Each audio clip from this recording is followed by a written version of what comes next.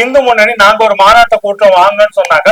ஒரு பையன் தமிழ்நாட்டுல போக மாட்டான். இந்து முன்னணி ஒரு கூட்டம் நடத்தினா அந்த இடத்துல ஒரு நாய் கூட போகாது. இவர்கள் முருக பக்தர்கள் மாநாடுன்னு சொன்னாலும் அது முழுக்க முழுக்க பிஜேபி அரசியல் மதவெறி மாநாடு.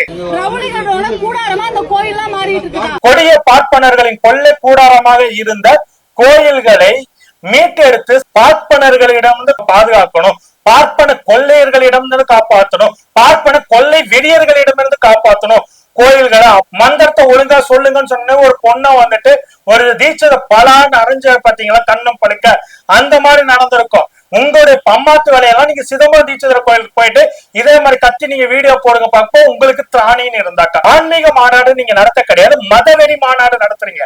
எத்தனை இந்துக்கள் பிற்படுத்தப்பட்ட ஒடுக்கப்பட்ட பழங்குடி இந்துக்கள் இருக்காங்களே, அதுல எத்தனை பேர்த்து இந்த காடேஸ்வர சுப்பிரமணியம் வந்துட்டு அவருடைய ட்ரஸ்ட் மூலியமா இல்ல இந்து முன்னணி சார்பா எத்தனை பேர்த்த படிக்க வச்சார் IAS IPSக்கு? நீங்க கந்த சஷ்டி கவசத்தை பாடினாக்கா அது ஆன்மீக மாநாடு ஆயிடுமா?